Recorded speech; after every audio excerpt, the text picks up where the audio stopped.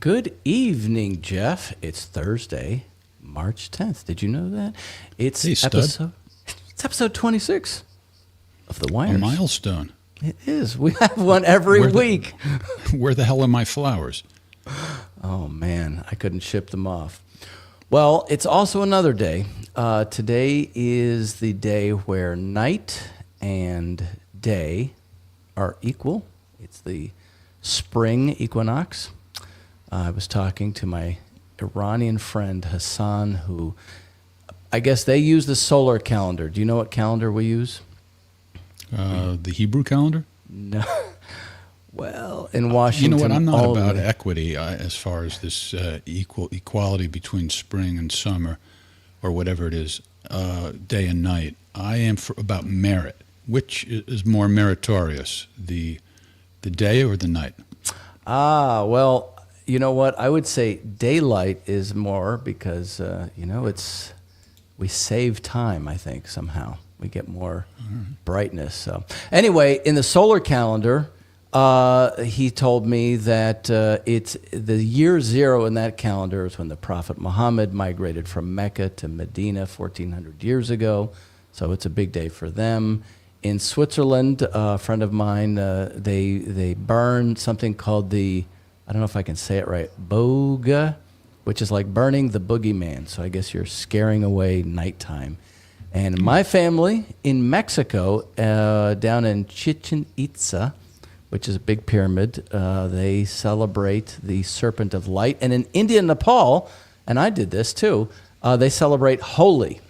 This is a bunch of friends of mine at a company that was mostly Indian, where we were celebrating Holi. And all that is like powder made out of plants and flowers, and actually the whole office was completely destroyed. It's a lot of fun, very inviting, very friendly, very enjoyable holidays and a time. So anyway, I just thought I'd mention that because you and I... I like the way we celebrate better. Yeah? Oh, yeah, that's true, huh? With some wine. I'm not going to smear crap all over my face, except for maybe a little bit of wine lip, unintentionally. Wine lip. What are you drinking tonight, Baby Kicks? Well, I'm drinking something from here in Texas, Becker Vineyards, Cabernet Sauvignon. And, let me can I tell you a little bit about it? Give you a speech? Real quick. It's from this map area of Texas, right there in the big middle pink where it's Fredericksburg, Texas, and Austin, Texas. We call that hill country. That's where I live, in the hills. And then some of the grapes are from up there in the purple at the top, the high plains. And it is a traditional Cabernet Sauvignon wine. So it's good. It's very good. I'm surprised. It's $20. It's not bad. Very good. Yeah. Well, it's very apropos because we have scheduled our very first Winers event. We'll be talking about that in a couple of minutes. Excuse me, I'm sorry. First, let me share that I'm drinking a California Zinfandel from my favorite store, sort of, Trader Joe's. Sometimes the information on wine labels is quite vague. This is about the most specific I've ever seen. What do you think of lot number 265? That's also aisle 8. Third shelf down, look to your right, and I don't know. You have any idea what all that means? It could be the parcel of land, or it could be the lot, maybe where the barrels are. That's a good question, actually. I think across as the lots street. go, 265 is a solid lot. All right, so we mentioned Austin, or Texas in general. Ryan lives in the Austin area, and I'm going to visit. There you go. And where's your house?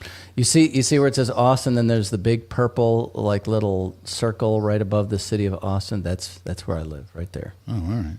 I want the exact address. I'm coming over, baby. Yeah, exactly. Well, we're going to be doing an event there on April 12th, so I hope that... thanks, T-Bone. I hope that our fans, our friends, our enemies even, in the Austin area will come and see us. That's April 12th. And details coming soon. For now, we'll just tell you to mark that date on your calendar. We are launching a campaign of sorts that we call International Winers, Sips and Trips for Citizen Diplomacy. Basically, we're just partnering with restaurants, bars, hotels, travel agents, event planners, and wineries, and also just any old human who believe that wine is the bridge that connects cultures and brings people together.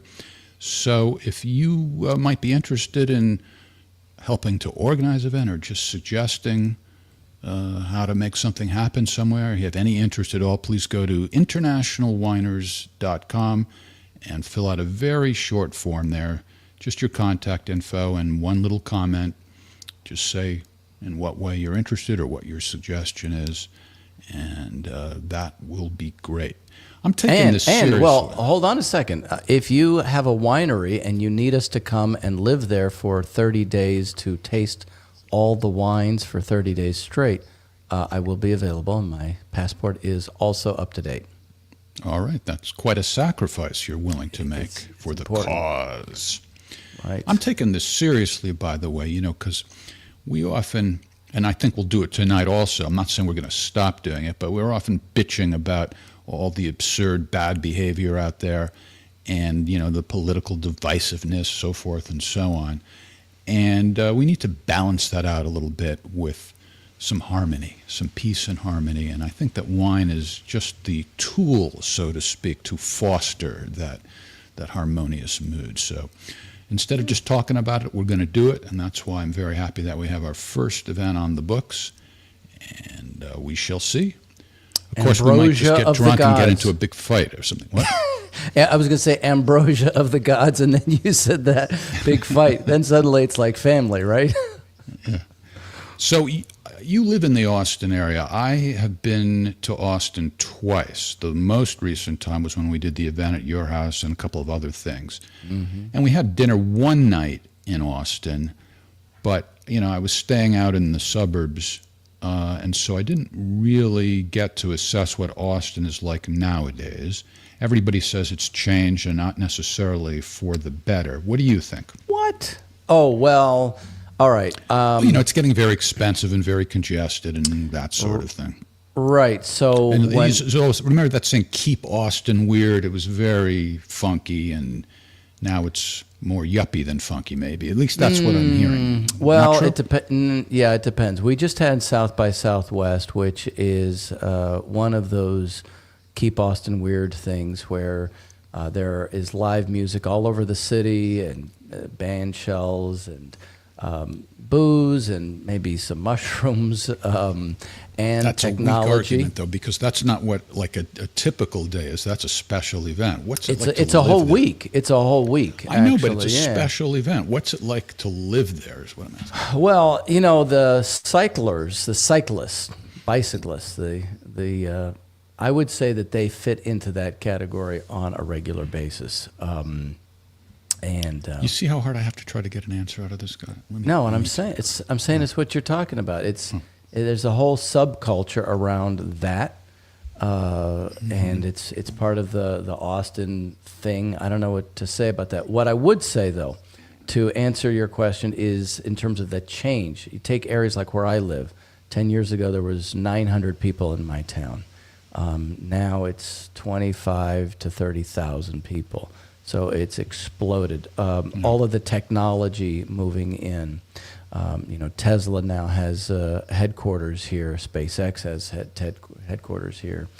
And so there is that aspect. But if you go onto some of the streets that we'll go to, if you want to, when you're here. I want you to show me a good time. We can certainly see that. But I would We're say going to go see Paul Simon. I'm looking forward to that. Yeah, that should be good. That's on Tuesday. And then Saturday is the party event thing we're doing, and the question is how are we going to fill up the time in between that? But you don't have to spend all your time with me. Valley. I've lived so many places. That's the problem. But I do say howdy and y'all, and I've always said that. So, all right. And what about Fredericksburg? Fredericksburg, I think, is around 90 minutes south of Austin, and that's wine country. Depends, right? From if you're in Austin, yeah, that's the center of wine country. I would say it's taken me about an hour to get out there. So you go through a lot of wildflowers. So this is also the area where our president after Kennedy, Lyndon Johnson, is from. So the city has the whole area has a lot of influence from the Johnsons. Lady Bird Johnson brought wildflowers. So Fredericksburg is a dense Texas German culture.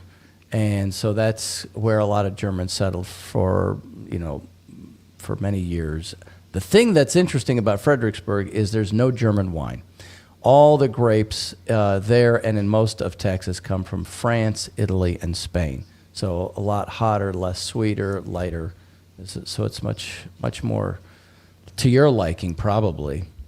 It's nice. Fredericksburg. Are you actually familiar with the wineries there? Have you been down there? Or Yeah. I've been to.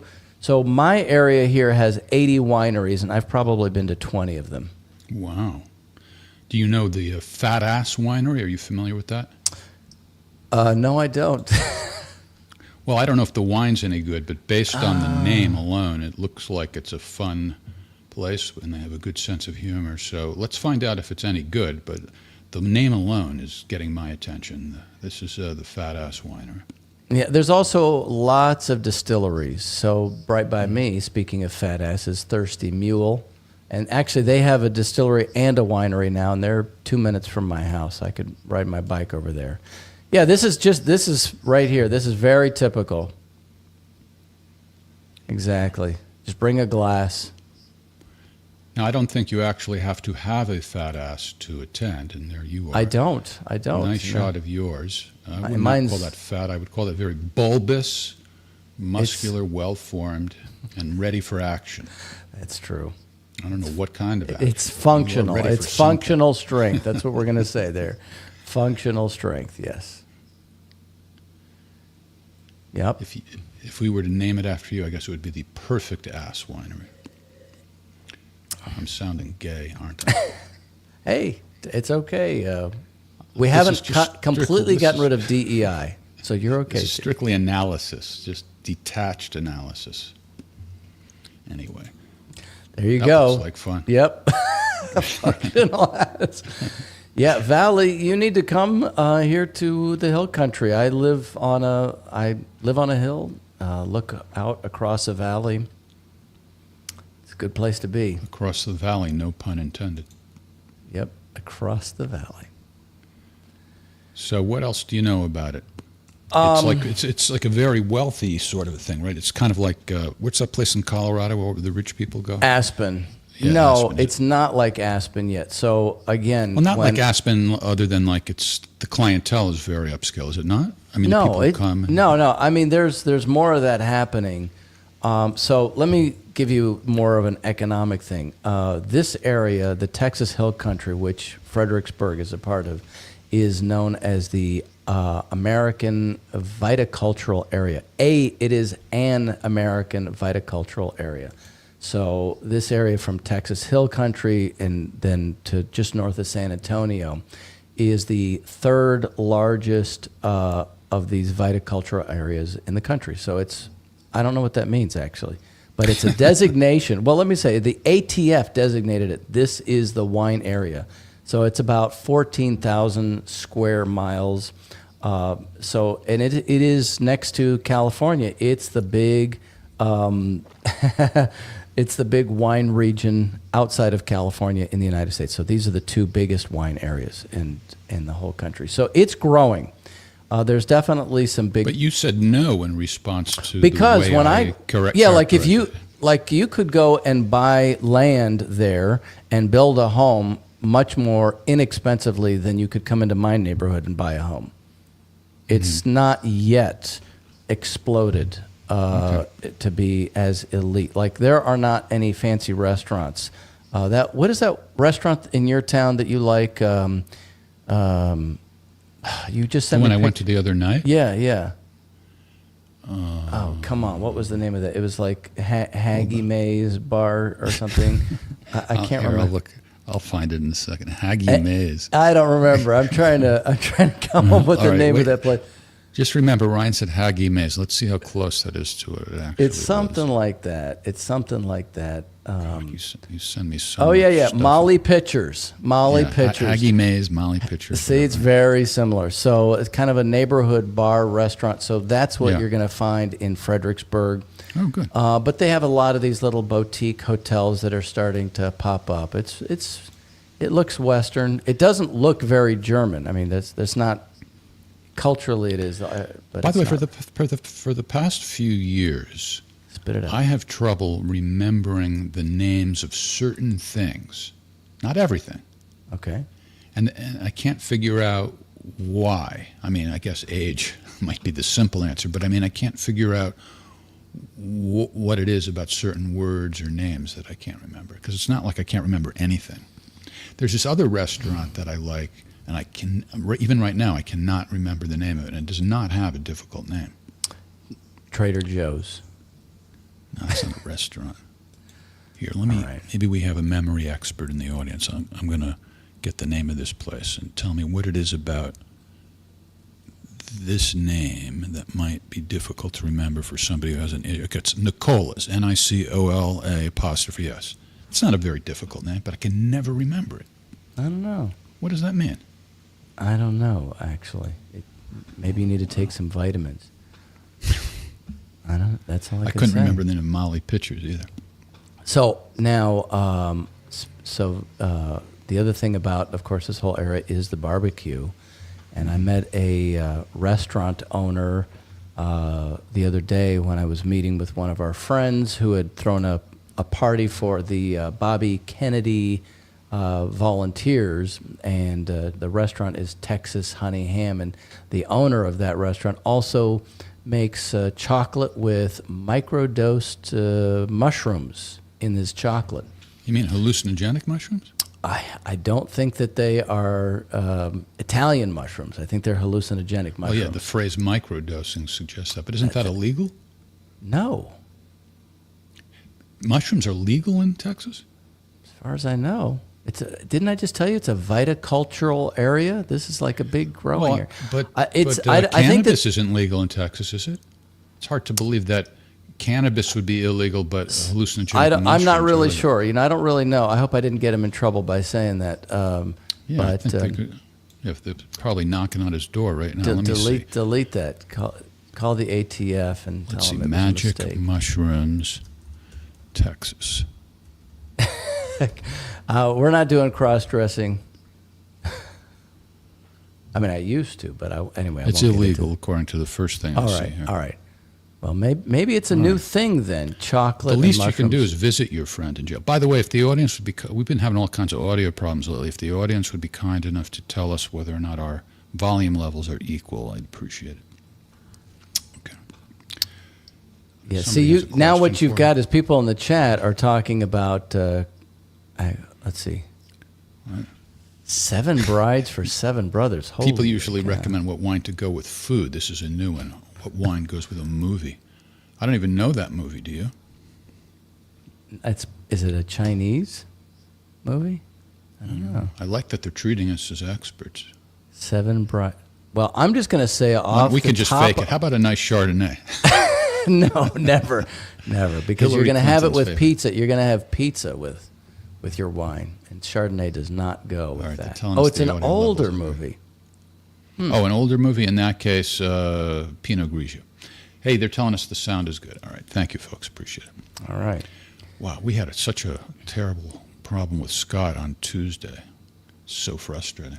There's no apparent reason why it happens. Just like there's no apparent reason why I can't remember the name of. See, I've already forgotten that Italian restaurant. Nicola's. Yeah. Well, you need to have some more wine. You know what I suggest is you come to Texas and have some wine. In fact, this Becker's Vineyard, I'm actually surprised. It's pretty good. And this think is it when might- all those what's the kind of flower that's blossoming, and it's a great visual treat this time of Oh year? my gosh! So they're bluebells. Bluebells are extremely beautiful. Sounds and like they- magic mushrooms would go nicely with them. Can you get me some of those? Well, and all the wildflowers too. All right. All the wildflowers. I once did magic mushrooms in was it Lancaster, California? I forgot. There's an area a little north of L.A. where they have Sacramento? poppies. No, a little north, Oh, okay. like an hour or so, where they have poppies. It's kind of a flower. It's a big deal. It's people go Yeah, it's and kind look of. at it. They're They really know it in Afghanistan pretty well too. Yeah, I think that's what it is. And wow, I had a great mushroom trip there. I think the statute of limitations has expired, so I'm probably home free on that one. All right. All right. Well. So. All right. So, what else do you know about Fredericksburg? Or I think Austin? we've plumbed the depths of Right. what I know. You looking forward to seeing Paul Simon?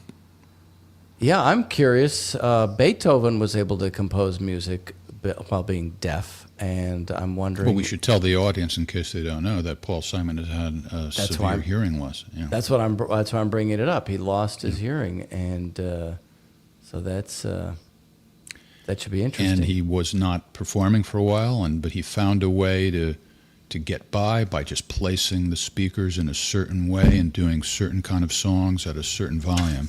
But I think he's So- also doing something else. He was doing some naturopathic medical type of thing to address the hearing loss. So he actually got some of his hearing back. I guess, yeah. Yeah, Well, I'm from what looking forward to it, but I'm lowering my expectations. You know, I saw him years ago, and it was one of the best concerts I ever saw. Are you familiar with the Graceland album and the tour he did to support that? Wow. No. That was a collaboration he did with a bunch of different South African musicians.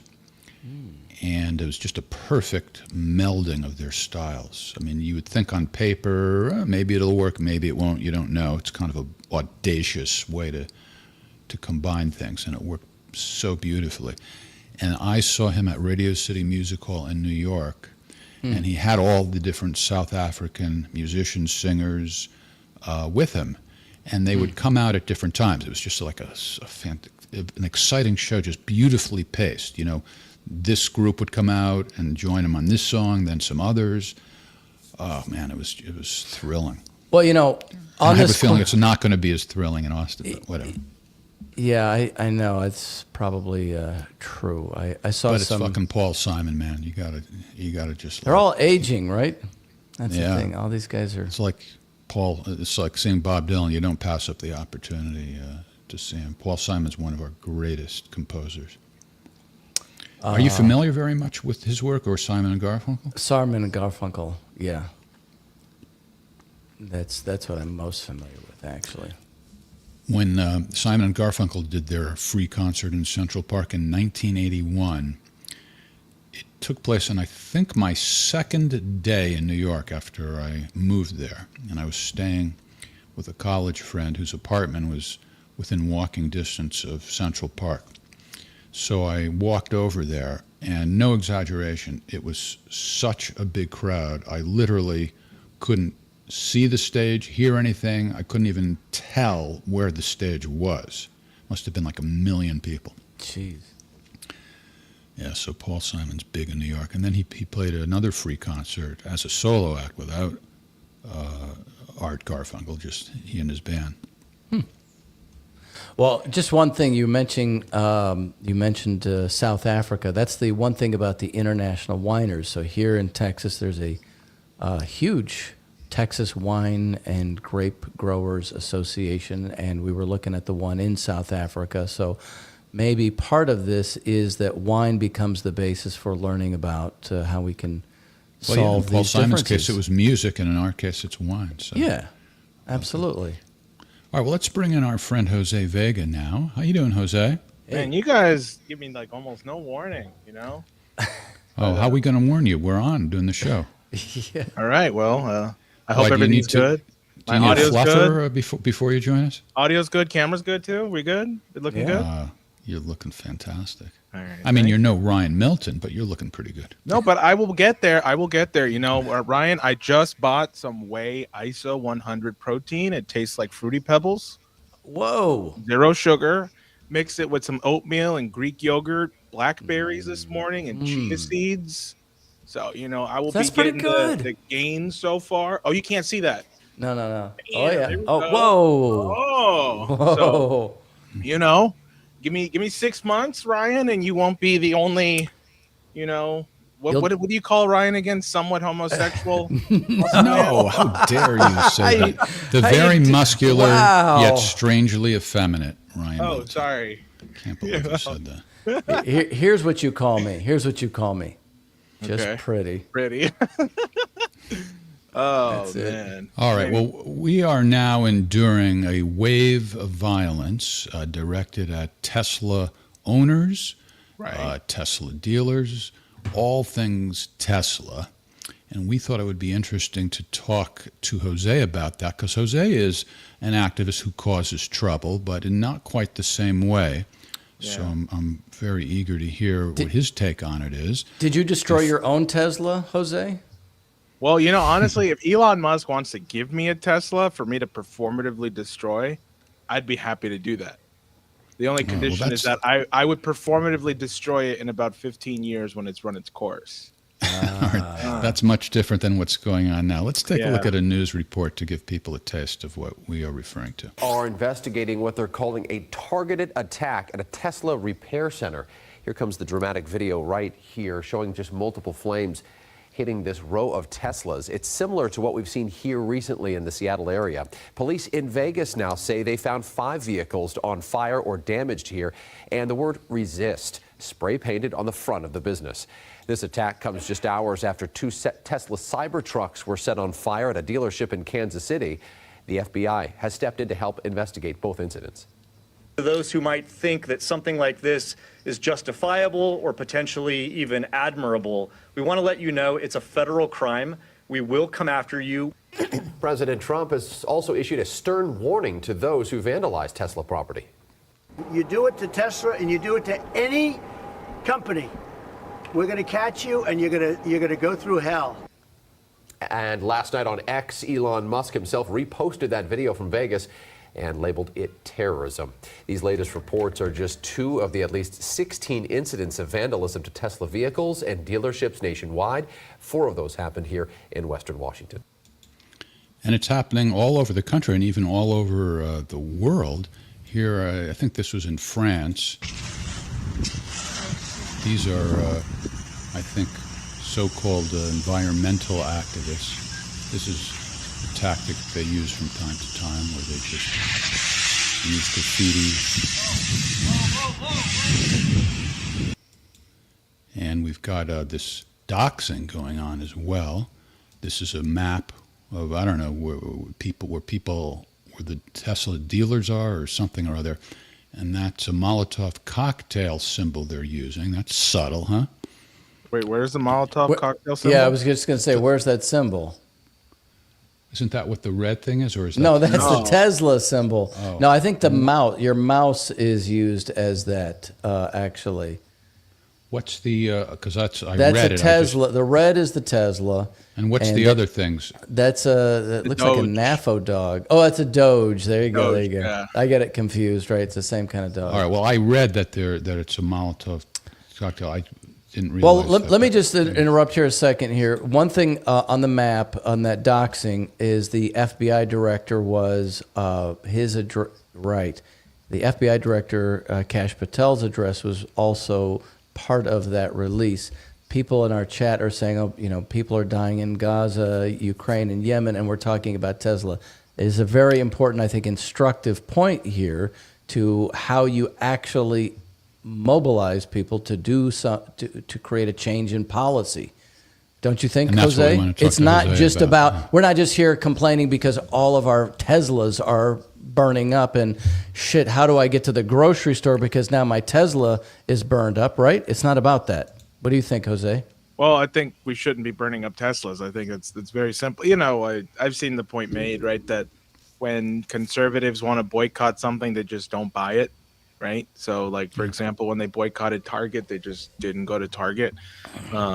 But now that, we're boycotting Tesla, I think the reason people are blowing it up is because they can't afford to buy Teslas.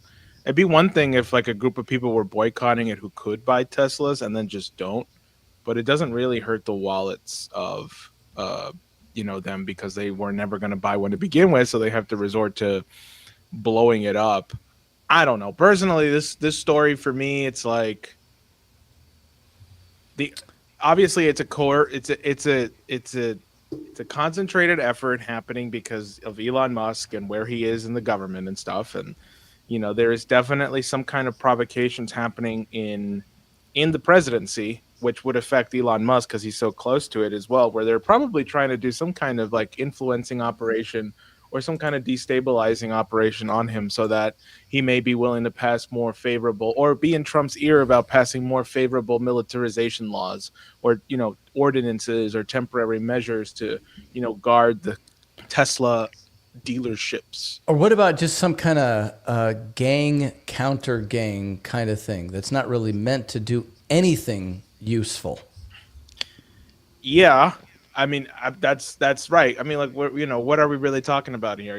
Tesla is getting its cars burned down, but I also think they're kind of making a bigger deal about it than it actually is. I don't think there's like a mass nationwide, like, oh my God, lock up your Teslas at night. But that's the way terrorism works. They're calling this domestic terrorism, and I think that's an accurate label. The way it works is it instills fear.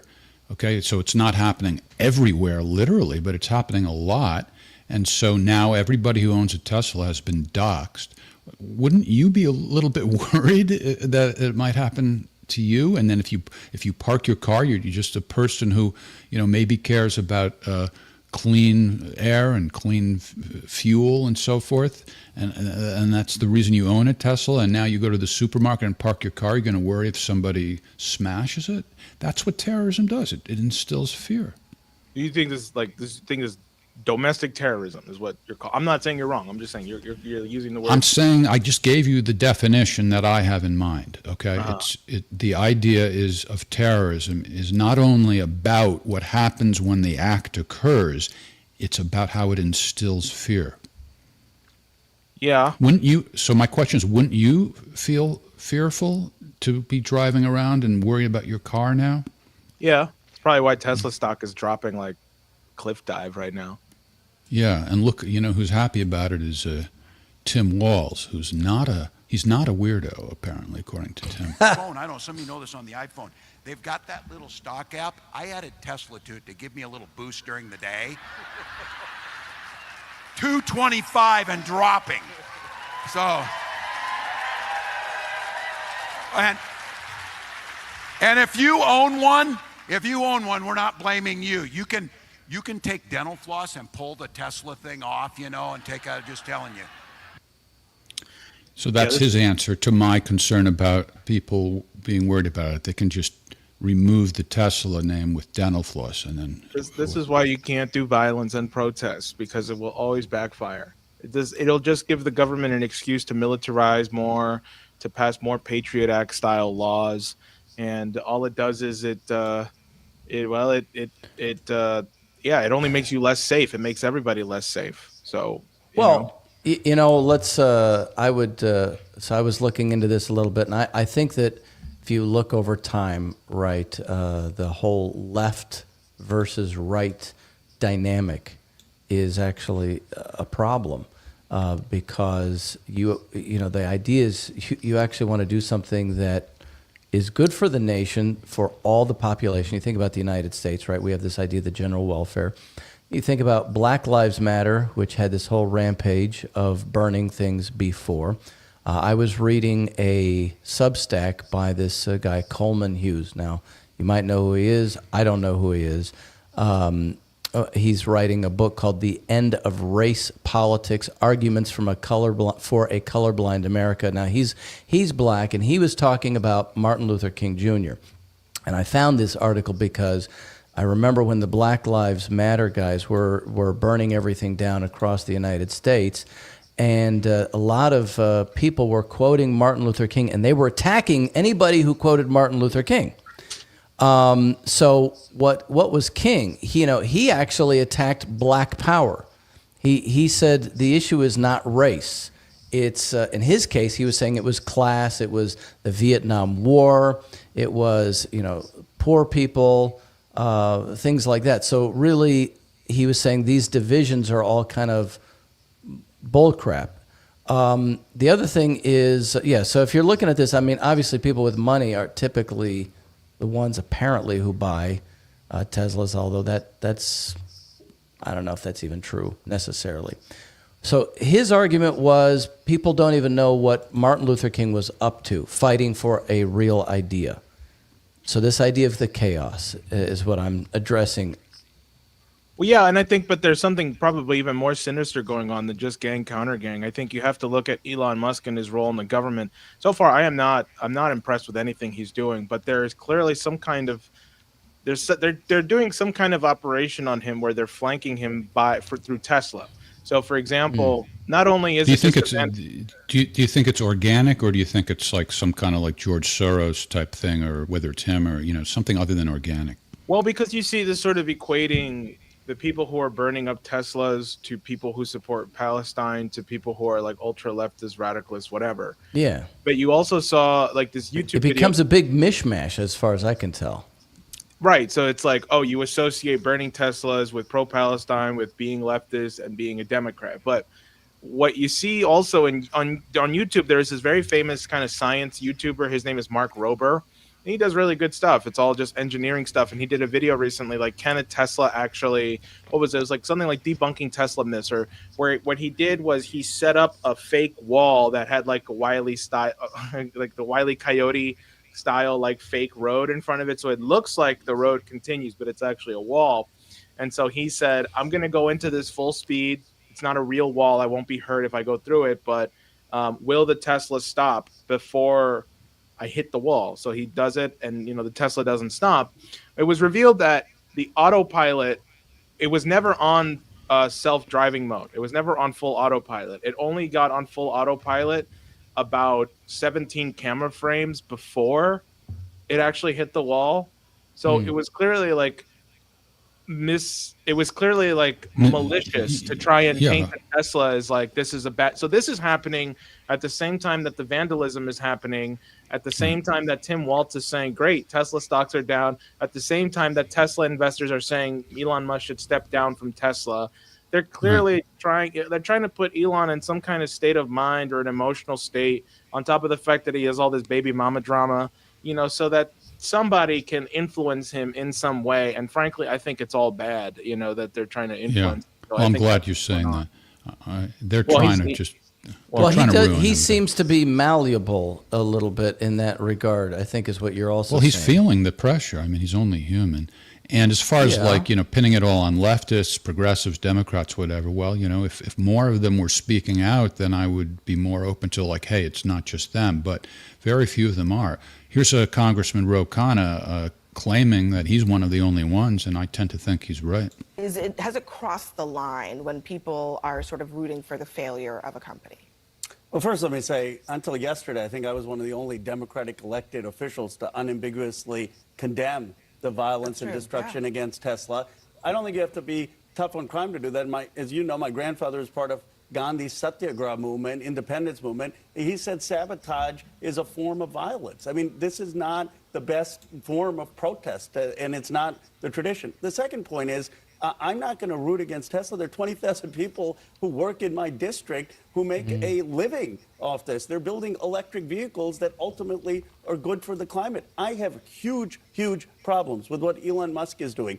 Have the protest and the conversation and criticism of Musk. Don't take it out on a company where you have workers, where you have engineers, where you have scientists, which are creating wealth for the country, which is helping the climate. And I think Democrats have to be able to offer common sense perspectives, focus on what the problem is with Musk. Don't focus on the wealth of a company. Can I?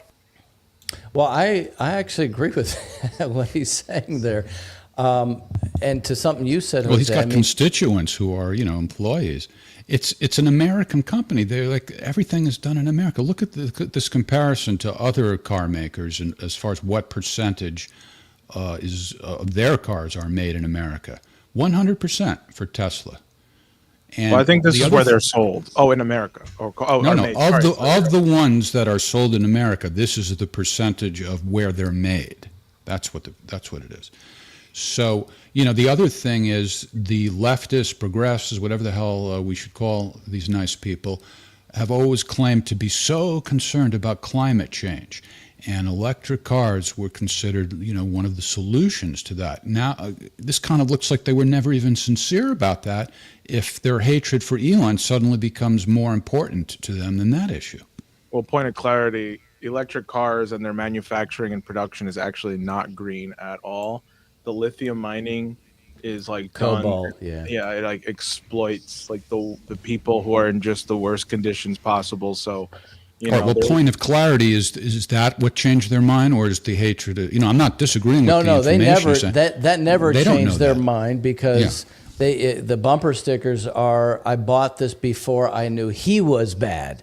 Not, I bought this and then discovered that lithium mining is bad. So thanks for the information, Jose. That's not sarcasm. Seriously, thank you. But let's not make excuses for these people. I'm just saying, I don't. Okay, EVs are not green, but anyway. It's See, I'm concerned about the whole mindset. Here's somebody who is nobody who's well known. This is just one of my Facebook friends, and I'm seeing a whole bunch of my Facebook friends who are applauding this, yes, domestic terrorism or whatever way you want to label it. They're applauding what's going on. Who needs some good news? And there's no need for me to show you a bunch of other examples. You can either believe me or not believe me, and you maybe have seen it yourself. But all sorts of ordinary people are applauding this. And this is a sick, sick, toxic mindset. Yeah. I agree. No, it doesn't surprise me. I don't know. I'm sorry for my nonchalant response, but it's like, I've seen protests turn into riots. Things get looted. The violence is just like out of control. And it's why I keep emphasizing that like politics is not just about policy or laws. It's got to be about culture too. And I think the real destruction here is that people have chosen not to talk about nonviolence as a form of political protest and have lost it and forgot it. I mean, you mentioned Dr. King now, like mentioning Dr. King now is like mentioning like, yeah, but we all really can't do that. But no, he was also not that good. I get that too. No, he was that good. I will fight anybody who's No, that's what I'm saying. People say, "Oh no, he didn't. He wasn't that. He had problems." That's that whole knocking him down thing. Actually, to what you're saying about the culture, Jose. So, take a look at this. This is in 2022. This is a bunch of Croatian football fans doing a Sieg Heil down the street before a match. And that is an important little thing there that it's worth showing, because if you want to take this to the next extreme, a lot of the original Ukrainian military units were originally these kinds of football fans. So they were these hooligans that were then whipped up into a Nazi fervor, if you want to put it that way, or nationalistic fervor. So that's the extreme. And all I see to what you're saying, Jose, is that you get somebody like Elon Musk, Doge, I will say, going after U.S. aid or USAID, however you want to say it, going after some of that kind of stuff. That can be good, but maybe you get somebody all angry at these people who are doing damage, who are basically becoming kind of like shock troops at some point in the future, because they see him as less than human, and then he begins to see them as less than human. Yeah. So what do we do about it? I mean, I appreciate you don't really need to apologize for your nonchalance, Jose. We can discuss it emotionally. We can discuss it soberly. Either way, the question is, what's the proper response? Here's Pam Bondi announcing some arrests and saying, people are going to face some serious charges. So that's one way to do it. I mean, generally when a crime occurs, there are some choices. I don't know about generally, but sometimes when a crime occurs, there are some choices about how it can be charged. So they can look for the most, the charges that carry with it the most severe penalties is one thing. I don't know whether or not, just by, they can threaten people and so forth. I don't know whether or not they can really, how hard it is to catch people. I guess that's what I'm trying to say. Well, I think the violence should be investigated and the people should be tried. I mean, if you're blowing up property, putting people at risk, and committing terrorism act, you should be investigated and charged. I would see if it can be found out if there's any kind of financing going on. Who's actually financing this? I don't think most political violence in America today stems from a tradition of it being incited by intelligence agencies. This has just always been the case. Well, that's what I see. I think that's some significant part of what's going on too. Absolutely. Well, Did we talk about speaking of finances, I don't know that I'm exactly calling for it right now. This is just a question, just an idea. What about, the government has bailed out banks before. What about bailing out Tesla at some point, or at least thinking about it? Now, here we have Trump, doing his sort of Tesla commercial, which got a lot of people upset. But on the other hand, the context here is this wave of terrorism that's being waged. Is that something that might be appropriate at some point for the government to actually bail them out, in a sense? Or is that crazy? A little crazy. I don't believe in government bailouts for anybody. I don't care. Yeah. I mean, Benito Mussolini said that fascism should more appropriately be called corporatism because it is a merger of state and corporate power. You mean like what we just saw there? Well, that's what I'm getting at. Oh. Whoa, Jose, look at that. I know. Jeff, Wow. Jeff and you, see? Different. See that? No, I'm far more reasonable than Jose gives me credit for. I don't know if you folks saw last week's episode, but we don't need to rehash that argument. But, I just want to say about last week that part of where I was coming from is I have a bias against protesters who break the law. The Columbia students, occupied a building, and I think that the public, not only activists and protesters, but the public has this weird idea that there's a First Amendment right to protest anywhere, anytime. And I hate that. There is no such right to do it anywhere, anytime. So I don't know if Mahmoud Khalil is responsible at all for the occupation, but I'm just letting you know that I have that bias. I have a suspicion that he might have been, and that's kind of fueled my attitude. You know what? I won't respond to that. You're lucky Morgan's not on here because she's far more reasonable than I am, so I won't get into that statement. I brought up Tulsi Gabbard first. Well, I admit I just told you I have a bias. How is that objectionable? Well, you're not entitled to your opinion if it's wrong. I believe that. Well, I really do. What am I wrong about? Don't come on here and say I'm wrong, but you don't want to talk about it. What am I wrong about? What you're basing your suspicion on just a hunch? I mean, why is? But I'm admitting it. I'm admitting it. No, he's confessing it, Jose. I'm confessing it, but you're not accepting it. That's a problem. But that's a problem. You can't operate on that. The Trump administration right now is suing for discovery to try and find something. Like, you think about it, right? The Trump and the judge blocked this order recently, but basically, the Trump administration is now trying to look into his disciplinary records at Columbia, meaning they didn't have this before, and the judge was like, "No." They're fishing. Is that what you're saying? They're fishing for something to pin this guy on because they want to look at his. Well, but let's look at. But the part what I'm referring to is the part that's not even in dispute, right? Is that he was? People call it label him a negotiator, but he was not like some third party, totally neutral person who came in. He was aligned with the protesters, and I'm trying to use neutral language instead of being provocative about it. But isn't that the truth, Jose, that he had some kind of affiliation and participation with this group? So I'm just saying it's not far-fetched that in the context of being a quote-unquote negotiator, he might have said something or other that was pushing their position, which was a demand for Columbia to divest or else the occupation won't end. Okay, well, if that's true, we would have seen it by now. Instead, the Trump administration is going fishing for it. Would we? Okay. I mean, I don't know if we would have seen it because everything is about controlling narratives, regardless of who's in power. Yeah, is that how it usually goes, Jose? I mean, do we always see all the evidence immediately, or do we sometimes see the evidence later? How did you reach that conclusion that we would have known it by now?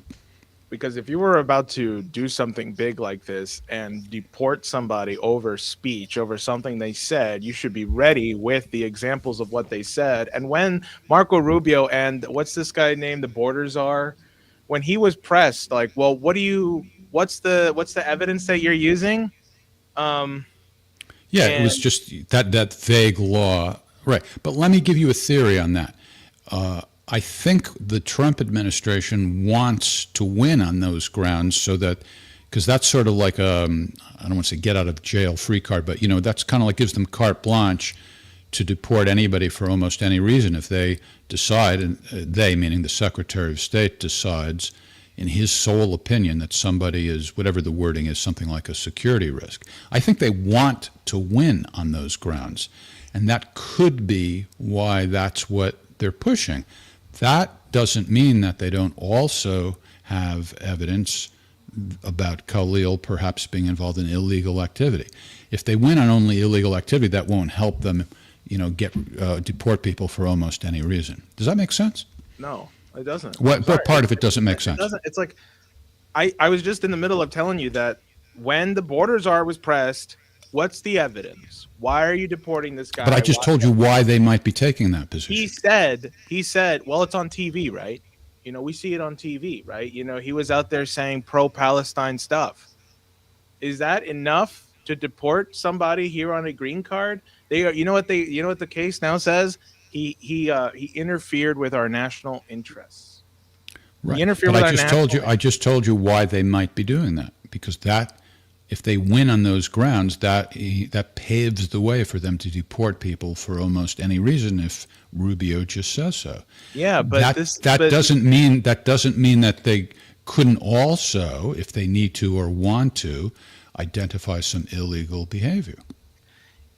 Yeah, but then you're setting this sort of precedent now. That is what he's saying. That's exactly what he's saying. They're setting the precedent, which is then the letter that says, this is now the thing that we can go after all these people for. So you would say, Jose, that interest of the United States that this guy is violating by defending Palestine would be the interest of Netanyahu, which, by the way, if you see what he's been posting, he's like, we and the United States, Israel and the U.S., we're the team. It's sort of like Canada's going to have to wait because Israel's now decided they're the 51st state. So what Jeff sounds like, if I understand what he's saying, is he's saying they're setting that precedent. That's and what they want, yeah.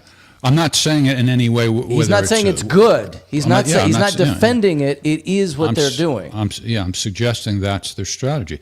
They just deported some alleged I say alleged. I don't know if they are or they aren't. I suppose they are Venezuelan gang members, and they took them to your home country of El Salvador, which isn't even their country of origin. And Trump is obviously trying to deport people for almost any reason, and I'm not approving of it. I'm just trying to analyze what's going on. That's all. Okay.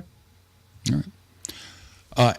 I heard, I think it was, it doesn't really matter where I heard, I assume it was true. I think it was Glenn Greenwald said it last night, that some judge ordered that this case be heard in New Jersey. Have you guys heard that yet? He was arrested in New York and brought to New Jersey and then sent to Louisiana. Yeah. Right. And now they're saying that the proper jurisdiction is New Jersey because that's where he lives. Right. So yeah. So I don't know what judges are like in New Jersey, but I guess the thinking was they wouldn't get, the Trump administration doesn't want it in New York, and Khalil doesn't want it in Louisiana. So I'm not sure if New Jersey is going to be fair, but anyway, that's the latest I heard. So here's a question I have on this, because I see a lot of comments are increasingly emotional and are they anybody calling me a white supremacist? Let me look at just about Alicia. Just Alicia is saying, Vega, be careful before they call you Hamas too. Hamas. Which I mean, I don't think it works that way either. The question is, I think that we're dealing with is how do you get the American population to be better than themselves? Is that a typo or is that some alternative spelling? I don't know. That's how the Israelis pronounce Hamas. Hamas. Okay.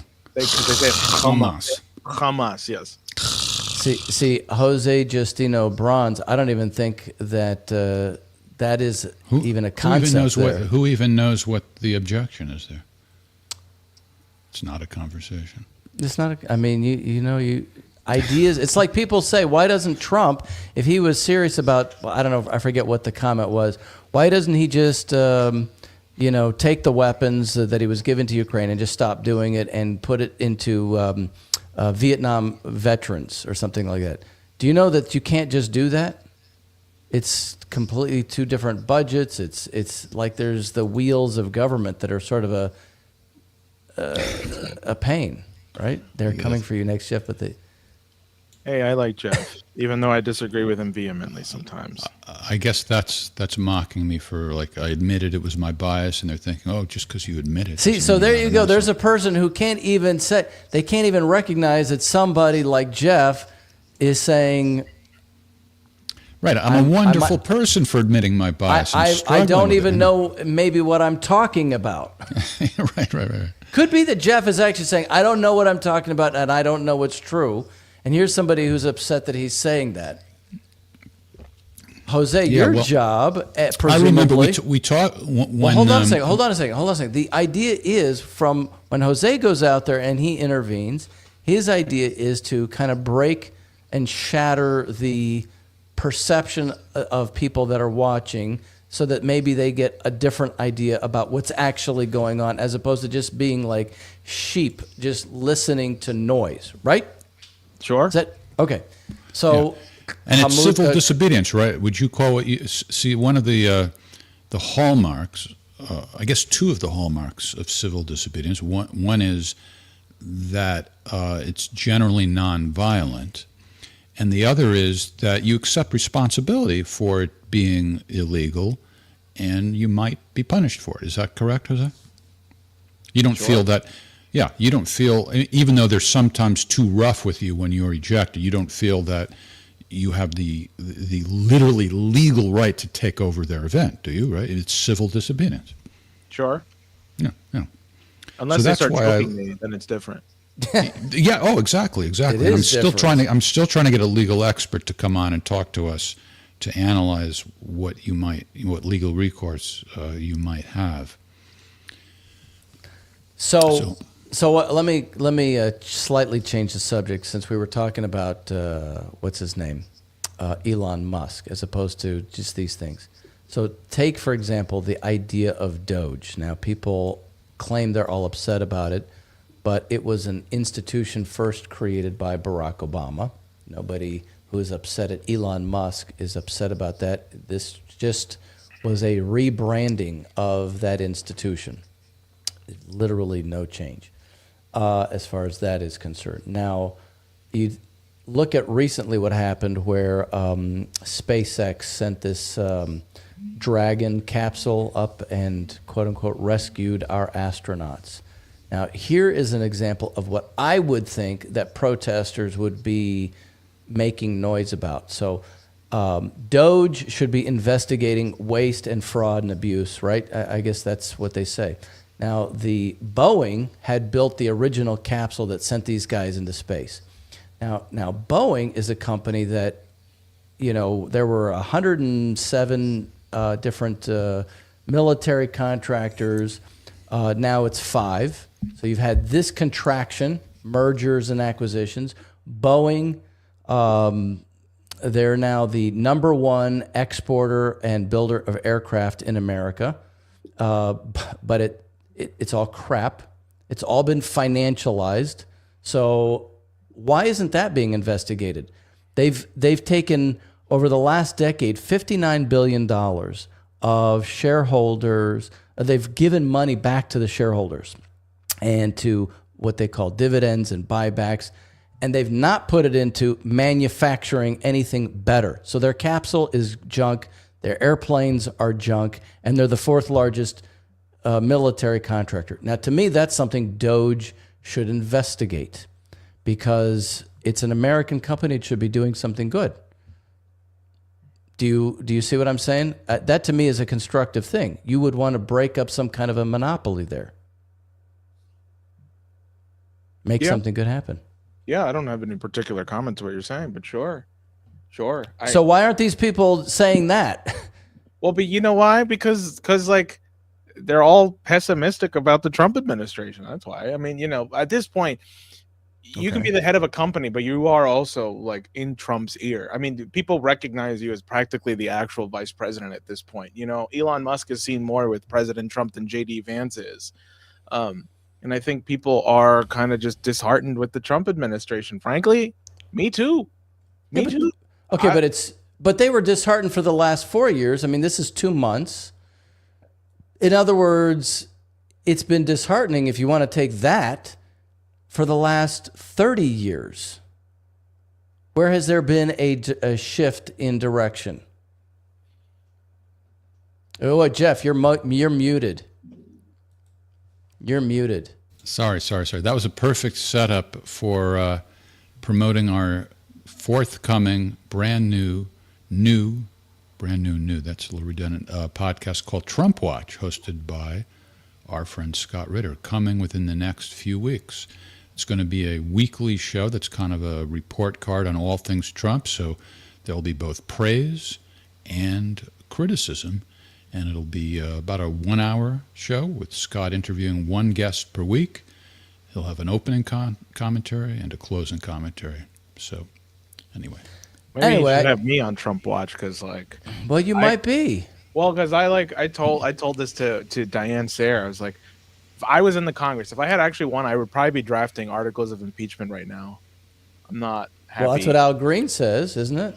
Yeah, what's the grounds for impeachment? What would be the number one?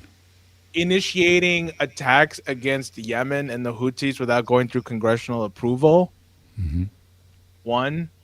Letting Netanyahu restart the war without putting any pressure. I mean, what happened to Witkoff, who's like, F your Sabbath. You're going to talk to me now and you're going to have a ceasefire plan.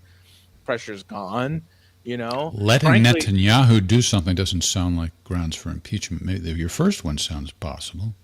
Well, I don't know. Maybe I should impeach Netanyahu because maybe he's our actual president. Let's see. There was a third thing that really upset me. Oh yeah. Also, like Kash Patel, what's his name? James Madison. I think when he was in the Congress, he argued that your cabinet should be grounds for you to be impeached because you have the ability to fire your cabinet as well. And if you aren't taking care of your cabinet, then you should be impeached for it. Kash Patel is like, first of all, we got the Kennedy files. Okay, great. It took a while for that to happen. Still no word on the Epstein files. But then Kash Patel wants to say, unlike the CCP, unlike China, our people go to jail for corruption. Unlike the Chinese that That's why I just brought up Boeing. The whole company for the last 40 years has been criminal. That should be investigated. $59 billion, one company. But you know what upsets me more? But that's also the corporatism, is what to what Jeff was saying about Mussolini. Yeah, but like, I'm just giving you a Go ahead. I didn't mean to interrupt you. Tulsi Gabbard, who you guys know, like I was like all gung ho about. I know she was good on many things. Goes on TV and is like, yeah, I'm all for Trump going after Yemen and the Houthis. This is a great idea. Meanwhile, in 2019, she was against the war. She was against us striking Yemen, and she brought a resolution in Congress to block Trump from doing it, and he vetoed it. Yeah, but in her present role, that she's not. It's not even about setting policy. What did she say? Yeah, but this woman is. She said that other countries should join with the United States to go after Yemen. Which, of course, Yemen, I think Scott Ritter said, since 2014, there's been a proxy war between the United States and Yemen, us giving weapons to Saudi Arabia, and then they're bombing the crap out of Yemen. I'm an idiot, so please forgive my ignorance, but is that the sort of thing, and I'm neither for nor against when I ask this question, is that the sort of thing that the Director of National Intelligence normally even opines about, whether for or against? Yes, because as we learned from Ray McGovern, the ODNI is the person who's responsible for editing the briefing that goes right to President Trump. That's true. She is giving this man intelligence. He is making decisions based off the intelligence that he's getting from her office. I mean, I have a video here. That's true. No. He said it on this show even. So, He was here and he said that. Yes. That doesn't sound to me like her role is to recommend policy, though. No, it's to give him the intelligence from which he makes the Yeah. policy. Right. So what you were He just saying makes she the said. policy. That's the. That's what I that's the mean. That's what problem. I mean. So I don't even get. I didn't see the comment she made. I take your word for it that it's. I can it doesn't- I can No, play no. some She of made it. She made it. Yeah. No, I can I play some of believe- this. I can play some of it too because If there's you a want video to, here. sure. If Do you it. want to, but just so you understand, I'm not questioning no, that I she wanted said it. to- I'm questioning whether or not it's her role. That's No, all. this video has two different. Here, you'll see. I'll just see if I can. All right, Stefan. I'll let Jose finish his sentence. Where He's so rude, Stefan. We got to come in. Oh down. man. Where is? Here we go. Okay, let's see then. And then let me go here. I hope the audience Oh sees yeah. it this time. Yeah. Can people Remember the last see time Jose that? did this? people see this. I hope people can see this. Can people see Audience, this? let us know. The last time Jose shared a screen, they No. couldn't see it. I'm not seeing anything Stefan, yet. can you see the screen? Stefan says Save that. the mutts. Can you all see Jose's screen? Because we Yeah. see it. The last time he did this, the audience didn't see Yeah. it. Are you on a Linux machine? Yes, I'm seeing yes. I'm seeing Okay. yes. Well, Okay, Alicia says she sees it. Okay, Okay, thank good, you, all Alicia. right. Yemeni people Thank you, who are on the Alicia, brink Alicia. of death from famine, disease, lack of access to food and water, basic medicine and health care. Thousands of Yemeni civilians have died in this genocidal war being waged by Saudi Arabia with support from the United States. Absolutely outrageous that the United States has continued its support for years now for Saudi Arabia's genocidal war in Yemen that has killed thousands and thousands of innocent Yemeni people and caused mass starvation and suffering, a cholera epidemic, the worst humanitarian crisis in the world in Yemen. Congress finally passed All right, legislation. we get it. We get it. So, We get it. so And some the people are war- not he doesn't- hearing the audio. Wait, I don't know. They said that I think before I started playing it when it was just kind of going. Okay, that could be. I mean, I haven't seen people say like no audio, but No, it's true. All I right, know. let's but- hear what she's saying now. that's where I'm going. Here we go. Let's see here. He has been in Trump's leadership, theocratic dictatorship that Okay, here we go. actually directly supports terrorist groups like Al Qaeda. Trump's leadership, going back through his first term as president, he has been and Thank you, remains Hassan. very committed to combating and defeating the threat of Islamist terrorism that not only affects the United States, the American people, our own safety and security, but it is affecting so many people in different parts of the world. We can see different terrorist groups, the Houthis in Yemen being one of them, that President Trump has redesignated after President Biden took them off of the terrorist list, redesignated them appropriately as a terrorist organization, and taking action where the previous administration failed to.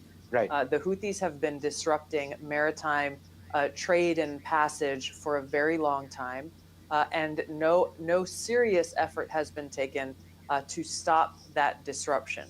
Our country and other countries should not be in a position to have to make a decision to reroute commerce going through that area simply because of the Houthi threat that exists. So President Trump has taken decisive action for our own safety, security, and prosperity. And I know we'll look to other affected countries, as there are many who are impacted by this, to similarly take action.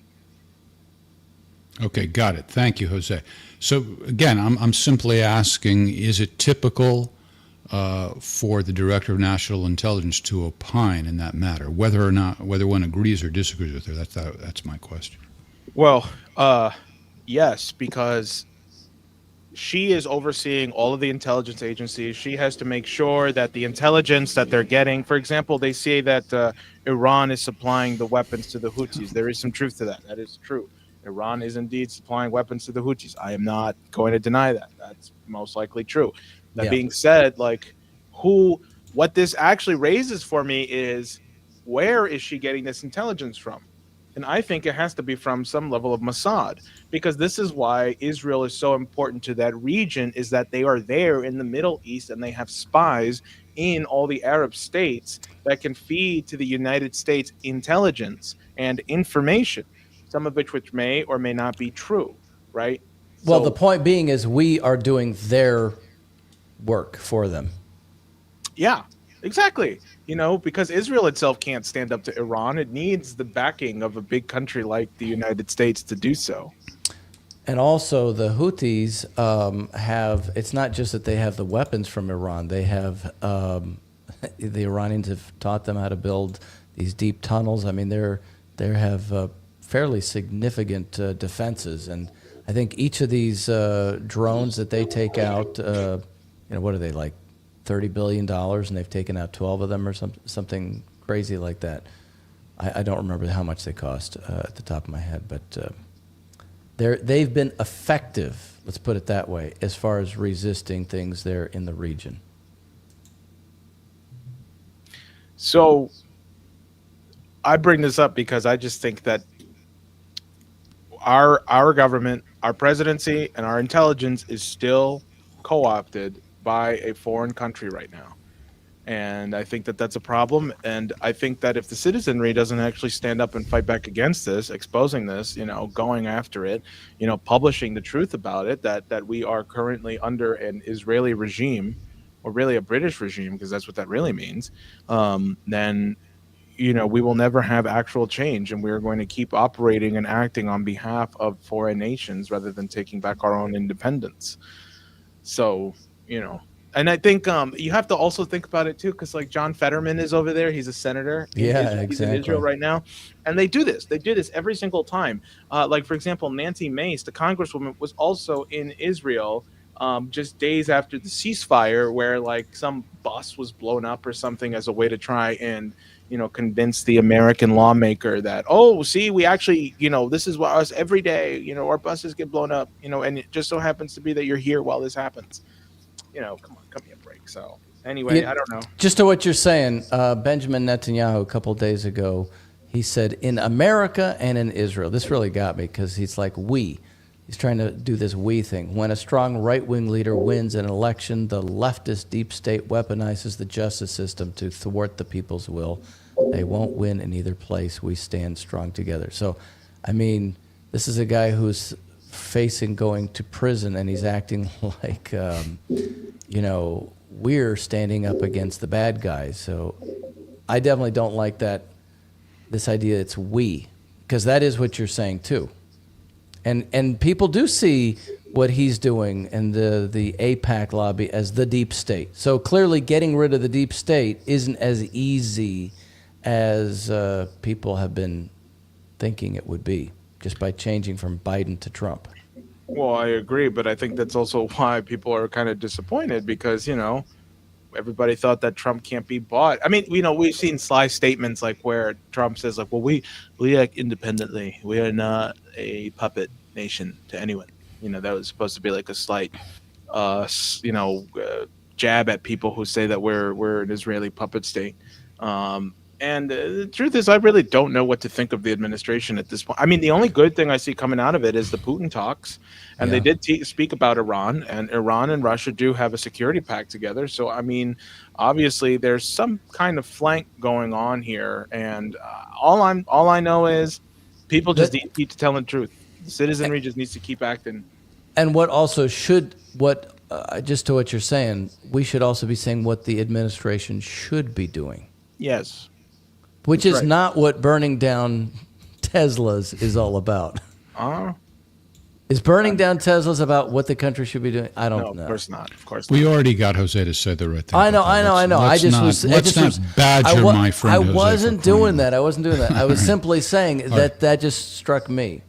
All right, Jose, I'm going to suggest, I will tell Scott that you would like to be a guest on Trump Watch. That'd be good. And I think you would be a good guest, so we'll see if that happens.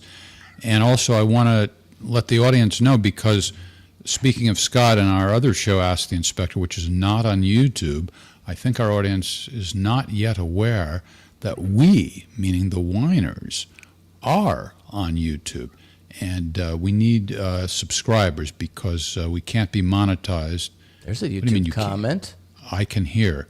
Well, Yeah, great. but You she's can hear, listening to us I from can YouTube. see. What about all your other No, senses? Taste, smell, touch. I don't know.